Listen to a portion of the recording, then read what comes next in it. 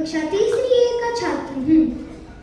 आज मैं आपके लिए एक ऐसी कहानी लेकर आया हूँ जो हमें जीवन का एक महत्वपूर्ण संदेश देती है। तो आइए बिना समय गवाए कहानी की दुनिया में चलते हैं। कहानी का शीर्षक है अनमोल हीरा। सूरत शहर में एक हीरा व्यापारी रहता था। वह हीरे का व्यापार करता था। एक दिन उसे व्यापार में घाटा हो गया और वह निर्धन हो गया। इस सदमे से वह उबर नहीं पाया और अपनी पत्नी और 5 वर्ष के बेटे नंदलाल को छोड़कर स्वर्ग सिधार गया। अब नंदलाल बड़ा हो गया था। वह कोई काम धंधा नहीं करता था। एक दिन उसकी माँ ने नंदलाल को संदूक में से एक पत्थर निकालकर उसे दिया।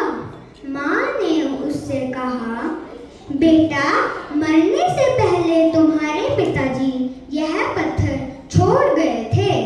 तुम बाजार जाओ और इसका मूल्य पता करो। ध्यान रहे कि इसे बेचना नहीं। नंदलाल घर से निकला। सबसे पहले वह सब्जी वाले के पास पहुंचा। नंदलाल ने सब्जी वाले को पत्थर दिखाया और पूछा, भैया, इस पत्थर के बदले आप मुझे क्या दे सकते हैं? यह पत्थर तो मेरे तोलने के काम में ही आएगा। चाहो तो इसके बदले 2 गाजर ले जाओ, सब्जी वाले ने कहा। नंदलाल अब जोहरी की दुकान के पास पहुंचा। नंदलाल ने जोहरी को पत्थर दिखाया और उसका मूल्य जानना चाहा। जोहरी ने पत्थर को ध्यान से देखा और बोल पड़ा, अरे, यह तो अनमोल हीरा है। चाहो तो इसके बदले मैं तुम्हें 1 लाख तक दे सकता हूँ। नंदलाल को अपनी माँ की बात याद थी। नंदलाल घर लौट आया।